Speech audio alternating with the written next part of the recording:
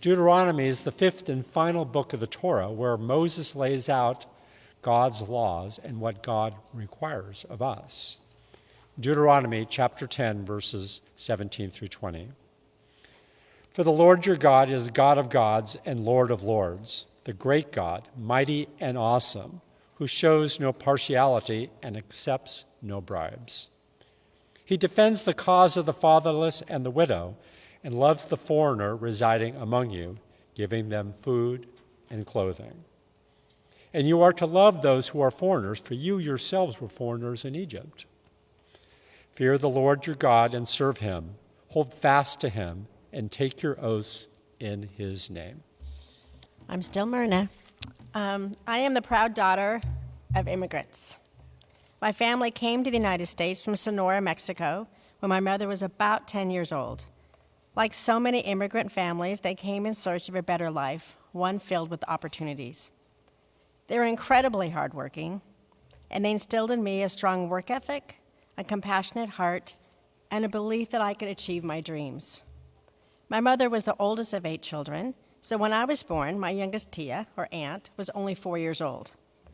My grandparents believed deeply in the need to assimilate. They told us it wasn't safe to speak Spanish, that people might make fun of us, and that it could hold us back from success. So Spanish became something spoken quietly when family visited from Mexico, when we visited them, or sometimes when the adults didn't want us to understand what they were saying. The youngest children weren't taught Spanish, and neither was I. And that breaks my heart. Assimilation in our home looked like celebrating Thanksgiving with both turkey and tacos, mashed potatoes and green bean casserole alongside rice and beans. It was being continually told that I was a brown girl in white America, and that meant I'd have to work harder than everyone else. I'm named after my mother, and I recently found her baptismal record. The first thing I noticed was the spelling of her name had been changed from M-I-R-N-A to M-Y-R-N-A. Her middle name was changed from Adelina to Adeline, another decision my grandparents believed would help us in assimilating. The love and gratitude I have for my grandparents is immeasurable. As a child, I didn't fully understand their sacrifices, but as an adult, I do. They left behind their families, their friends, their community to build a better life for us. That is something I carry with me every day. And I'll be honest, there's also another weight I carry. In today's climate, I often think about how vulnerable my family would have been. I think about my mother and my grandmother simply walking to the grocery store or to the church, and how different that experience might be today. Yes, we would most likely have been deported and separated. My family is Catholic, and I used to walk to church regularly with my grandmother.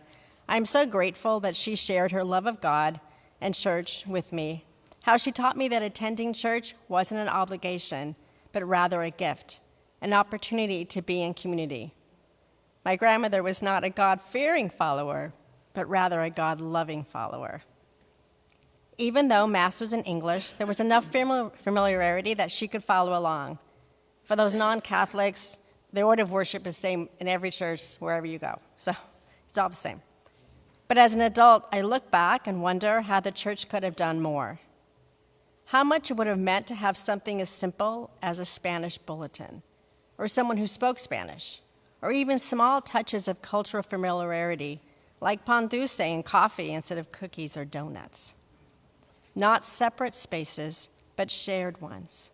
Spaces where we integrate and learn from each other, where we honor each other's cultures and traditions. I hope we will honor and welcome immigrants and their families by truly inviting them to come as they are. Because I tell you, if my grandmother was still alive today, she'd be walking into the sanctuary with a veil on her head. And she would look beautiful. That is what belonging looks like. That's why I'm so grateful that IUCC is stepping into becoming an immigrant welcoming church. My hope is that we don't create a place, or just create a place, where immigrants feel welcome, but in a place they really truly belong, where they are part of the fabric of IUCC and this community.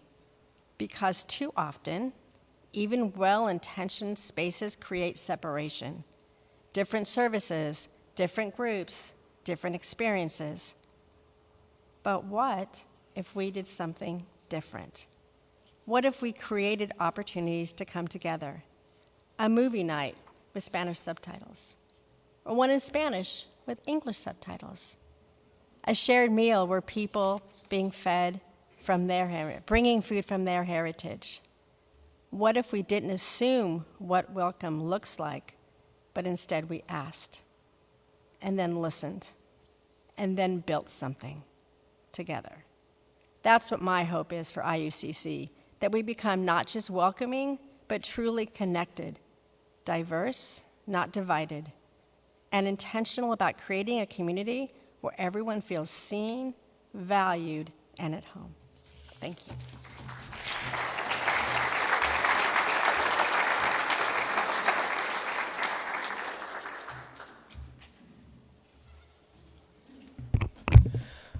I am the child of Vietnamese immigrants and refugees who escaped Vietnam and came to this country after the American War in Vietnam. Now, to give you a brief history on the history of Vietnamese migration, it happened in 3 waves. The first wave happened directly after the fall of Saigon, Operation Baby Lift.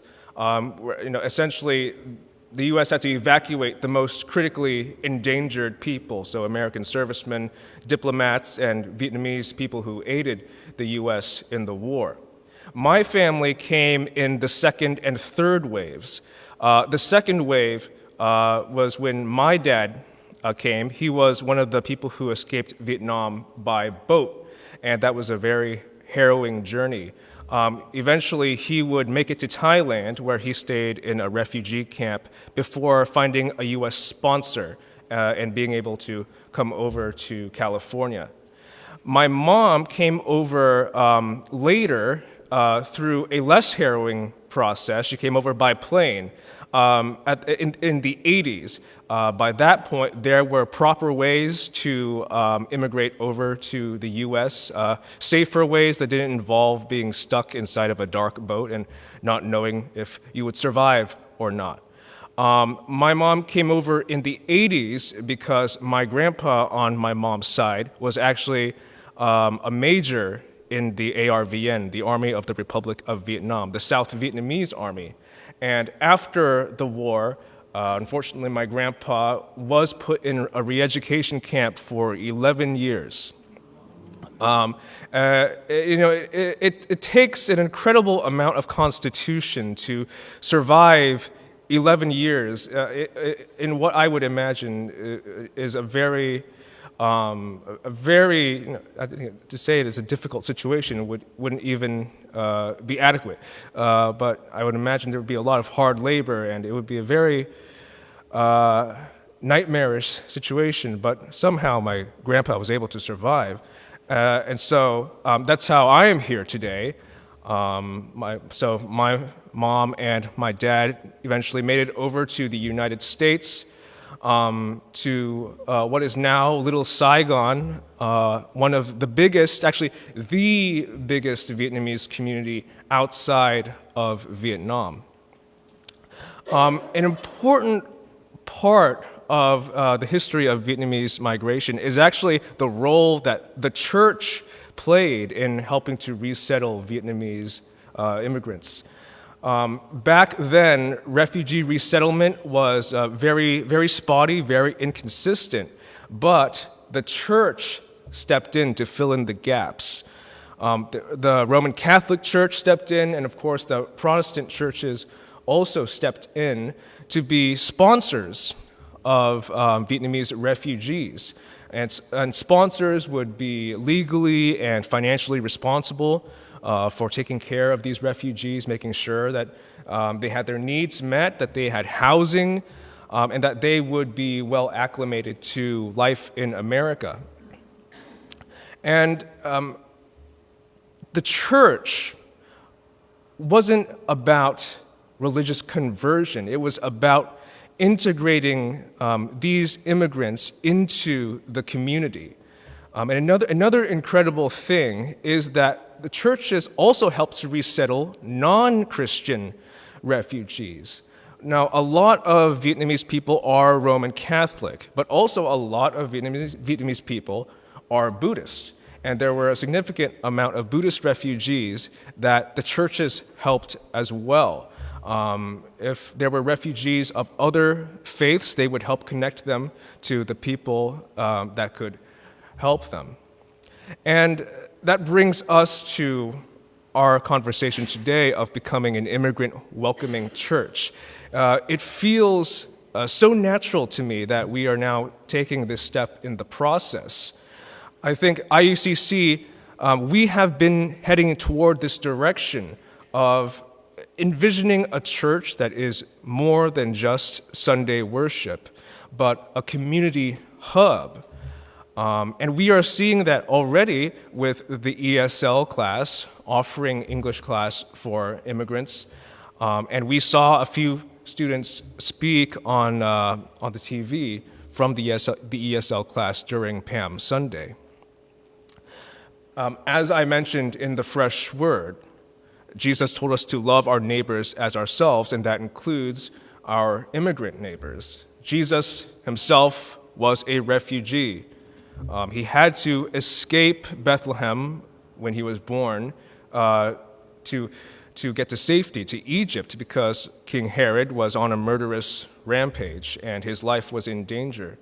So again, it seems only natural that we, as a progressive Christian congregation of the United Church of Christ, would stand in solidarity with immigrants, refugees, political asylees, and all who have been disappeared by ICE. Thank you very much.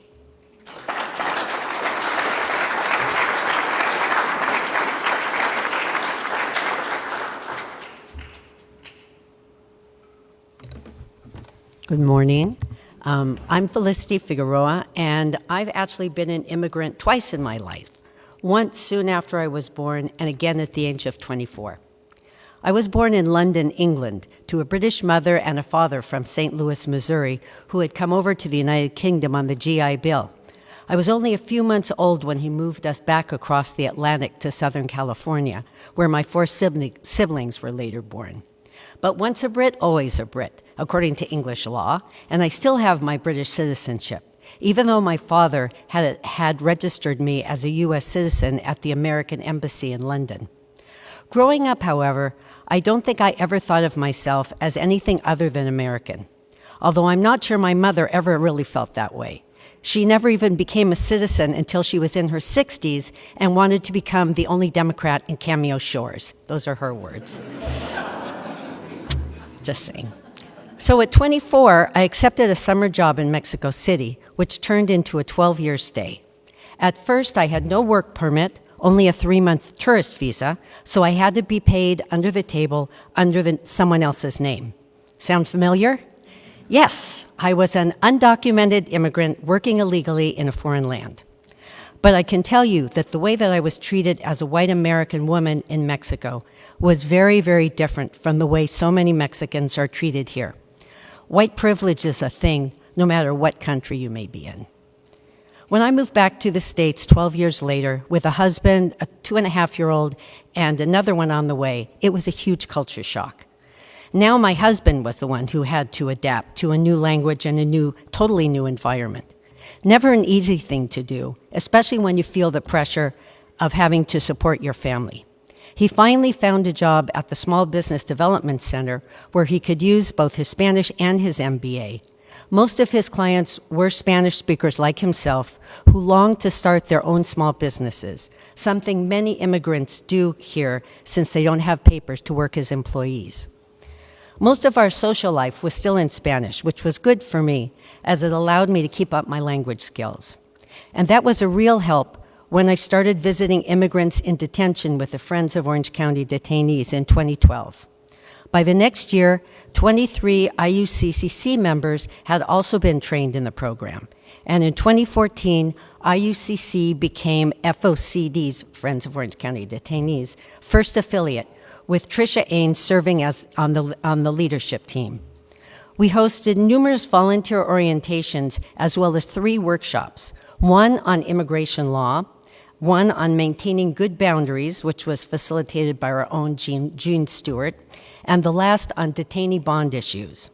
We were also an official co-sponsor of the related film, Detention Stories, Life Inside California's New Angel Island, which you can still see at endisolation.org. And at one time, at least 10 church members were visiting immigrants in detention at the James Music, Theo Lacey, and Santa Ana jails, having conversations with individuals who often had no other visitors. The program continued with IUCC's help until 2019, when the sheriff ended all contracts with ICE. 2014 also saw the creation of TIO, a partnership among IUCC, Tapestry Unitarian Universalist Congregation, and OCO, OC Congregation Community Organization, with the purpose of educating our members about immigration reform and working on immigration issues in our community. IUCC showed The Dream Is Now, a documentary film on immigration, followed by a panel discussion, and we hosted Breaking Bread and Building Bridges, a luncheon to bring the 3 groups together to get acquainted. That same month, several IUCC members attended a special OCO training to assist immigrants with pending executive actions like expanded DACA, DAPA, and the DREAM Act, which unfortunately all 3 have yet to see the light of day. Since then, here at the church, we have had talks on various aspects of immigration by members. That's one of them now. By members and non-members. We have shown many related films and dined as a group at a number of immigrant-owned restaurants through our DEI ministry. A couple of years ago, IUCC joined with other faith congregations to basically adopt 12 recently arrived Afghan families and help them with everything from navigating government bureaucracy to taking their kids to school, assisting them in the job hunt, getting them health care, and even securing housing. Thank you, Philip Reams, and our own Steve Getz for all of that work. With the start of expanded ICE enforcement last year, IUCC members have accompanied people to their immigration court interviews. We've also had the OC Justice Fund that helps bond people out of detention housed here on our campus. We have an ongoing food collection for a pantry in Santa Ana where people who are strapped for funds because of the loss of their principal breadwinner to a detention center, where they can come to get needed supplies, and at least 3 of our members work there on a regular basis. Some have even delivered items directly to people who are afraid to leave their homes because of the immigration agents who are everywhere. Most recently, SWE, one of our newer members, has started a program with other IUCCers that helps immigrants with their English as a second language skills every Wednesday. Even though it only started this year, it now has at least 30 students every week. From all of the above, cheers for SWE. From all of the above, it seems pretty obvious that we have been an immigrant welcoming church for almost 15 years. The question to me is more, why haven't we recognized ourselves as such a long time ago? I think it's time we start now. Thank you.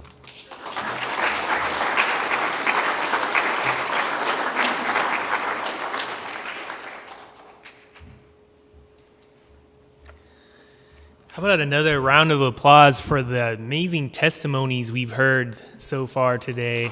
Thank you for sharing your story. Thank you for all of the work that IUCC has done. So my name again is Noel Andersen. I am the immigration minister that I help coordinate the UCC National Collaborative on Immigration, but I have a dual role, actually employed by Church World Service as the field director for the advocacy team. And I also serve as the co-chair for the Interfaith Immigration Coalition, of which the UC is a member, along with almost 60 national faith organizations. I used to be based out of DC, but we moved to Placentia when we had children. And so that's where I'm based out of now. That's where my wife is from. As you probably met my family about a year ago, I served pulpit supply, so it's an honor to be back here at IUCC. And thank you, Pastor Sarah, for inviting me. We also go way back to, CLUE organizing many years ago. Your leadership in Orange County has always been so significant. And recently at Senate, I remember protesting in Senator Josh Hawley's office against the SNAP cuts that also included cutting immigrants and refugees that's now going into effect. So we know the importance of this issue today. We're seeing the attack on immigrants all around us. We saw the big surge that happened here in Southern California. Many of us even confronted LAPD and the National Guard when ICE was coming into our communities. Now there's 60,000 people detained in this country at all times. That's breaking a record. They were detaining and deporting nearly 4,000 people a day at the peak. And we are seeing how that impacts our democracy, that these two issues are being continue to be linked together, and that this broader agenda of white supremacy has been the larger campaign that our opponents have been pushing. But we have resisted, and we saw that in Minneapolis. We've seen that they're even now going after, in our communities, we have showed up on the streets as ICE has come into our communities, and that has even resulted in citizens being killed, like Alex Preddy and Renee Good. But people of faith have showed up. Creekside UCC was there as part of March. Thousands of clergy came from around the country to Minneapolis, and now we're seeing the results of continued organizing that we have to keep up. So you've heard how IUCC has responded to the call that we all have as Christians, as people of faith. We know that we are called to welcome and love our neighbors. And so that's what this is about. Immigrant Welcoming Congregation, we actually created as part of the collaborative on immigration in UCC way back in 2014, and it was based off the sanctuary movement congregation model. And we brought it to the Senate in 2017, and it got it to be an official designation as part of and as you join this network, you're joining over 500 congregations in the UCC and dozens of conferences that have already passed a designation and resolution. So I thank you for joining this. We collaborate closely with the refugee work on Global Hope, and also want to remind you of grants that you can apply through them. And I'm so thankful for the work that IUCC has been doing that we heard today. I've also been with Terry LePage at the court accompaniment, and her leadership there has made such a difference over the years, and especially in this moment that we are currently in. So we know what it means to deepen now our ministry. And now it is time to do more of that work, because we do believe that no matter who you are or where you are on life's journey does not stop with someone's documentation status. So let us continue to live out that bold faith, and I look forward to working along your side, and let us be a sanctuary for all. And I know that IUCC will always be there for this continued work of solidarity with all of our neighbors, to welcome all in our midst. Amen.